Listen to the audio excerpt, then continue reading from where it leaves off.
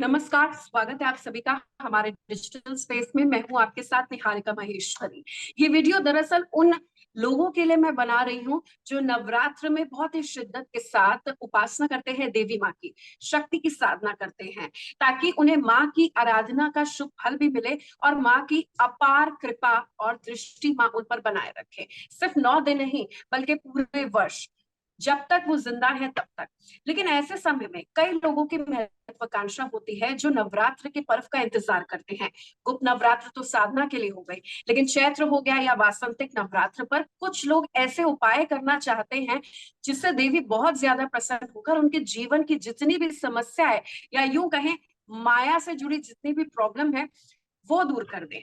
इस दिन सिद्धकारी ऐसे क्या उपाय हो सकते हैं जो हमारी सबसे पहली और आखिरी टेंशन को दूर करे? क्या है पहली आखिरी टेंशन?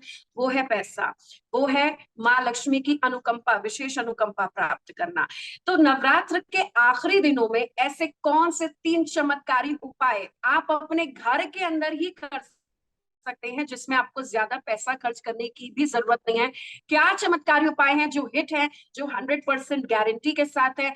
ये बेहतर बताने के लिए डॉक्टर वाई राखी से बेहतर गेस्ट हमारे पास कोई हो नहीं सकता है। डॉक्टर वाई राखी, स्वागत है आपका हमारे डिजिटल स्पेस में। Thank you so much Niharika ji और आपके देखने वाले सभी दर्शकों को नवरात्रि की हार्दिक हार्दिक शुभकामनाएं। जी, तो ओवर टू यू। दर्शक आपको सुनना चाहते हैं 3 उपाय 100% गारंटी वाले, कोई भी कभी भी किसी भी हालत में कर ले। देखिए हमारी भारतीय सभ्यता संस्कृति में जितने भी उपाय हैं वो 100% ही काम करते हैं, लेकिन 100% आपका विश्वास भी होना चाहिए। आपको कोई ज्योतिष आचार्य गुरु अगर कोई भी उपाय बताता है तो आप करते तो शिद्दत से हैं, पर आपको वहां डाउट्स रहते हैं, इफ एंड बट रहते हैं, किंतु परंतु और चूंकि नहीं होना चाहिए। 3 ऐसे उपाय बताऊंगी कि धन की वर्षा आपके घर पर होने लगेगी। पहले तो आज, कल, परसों और एकादशी तक लगातार आप केले से हवन कीजिए। आपको घर में थोड़ी-सी हवन सामग्री चाहिए, छोटा-सा हवन कुंड चाहिए, नहीं है तो मिट्टी का बर्तन ले लीजिए। उसमें केले के छोटे-छोटे पीसेस काट कर डालिए। ओम ह्रीं क्लीं चामुंडाय विच्चा स्वाहा, ओम ह्रीं क्लीं चामुंडाय विच्चा स्वाहा।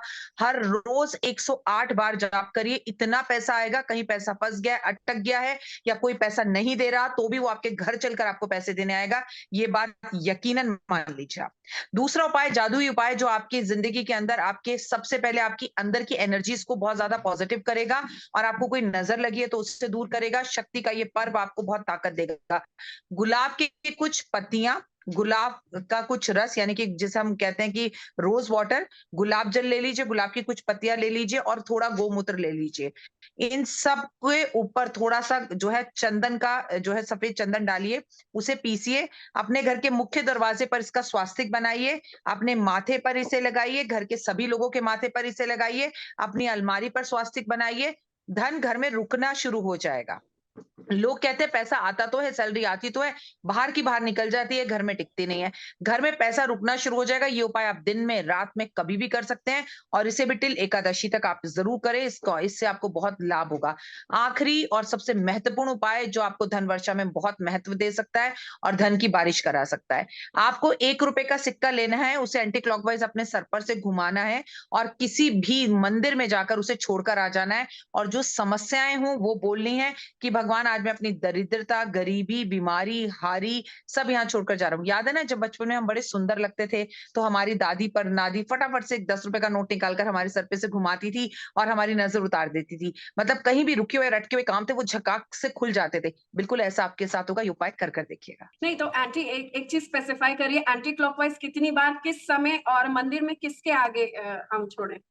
देखिए, अगर आपको मंदिर ना मिले, तो आप इसे मंदिर की तरफ जैसे आपको पता है कि हमारे घर के उत्तर की तरफ मंदिर है, घर के बाहर जाकर ऐसे फेंक दीजिए, मंदिर की तरफ उछाल दीजिए। जैसे हमें कोई भी अगर नुकसान होता है, तो हम कहते हैं दक्षिण की तरफ पैसा उछाल दो एक। और किस टाइम? नवरात्रों में सुबह-शाम, एकादशी तक कोई टाइम नहीं है, सुबह, दोपहर, रात, शाम कभी भी करो। हाँ, दैट इज़ द क्वेश्चन कितनी बार? एंटी क्लॉकवाइज़ 7 बार घुमाना होता है, कभी भी हम कोई भी चीज़ घुमाते हैं, 7 बार घुमाते हैं। और अगर आप मंदिर में जाने में सक्षम हो, तो शिवलिंग पर रख कर आइए।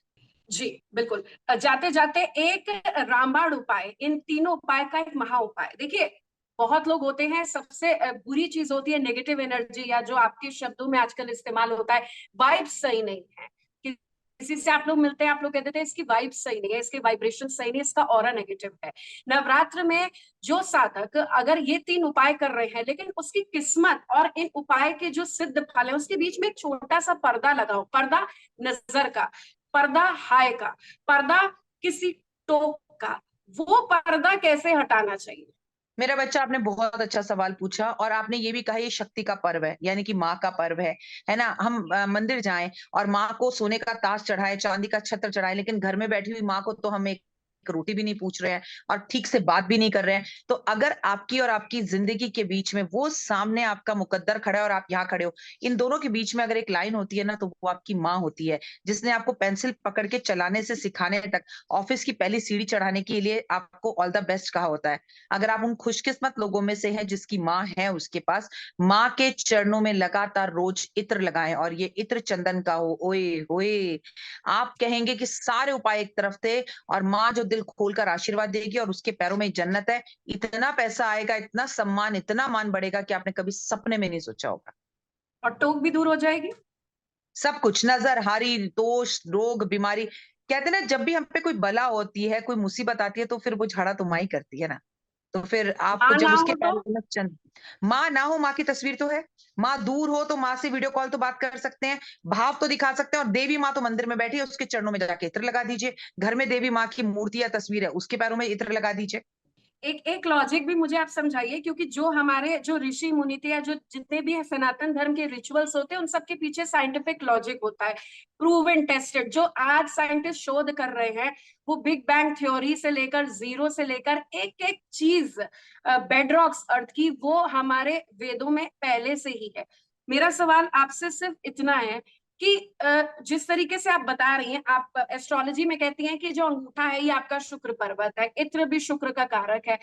इत्र जैसी चीज क्या पैरों में लगाना सही रहेगा कि नहीं? बहुत अच्छा सवाल पूछा। बॉडी के अंदर ऐसी कोई पार्ट ही नहीं है, इवन आपके प्राइवेट पार्ट्स में भी आप इत्र लगा सकते हैं।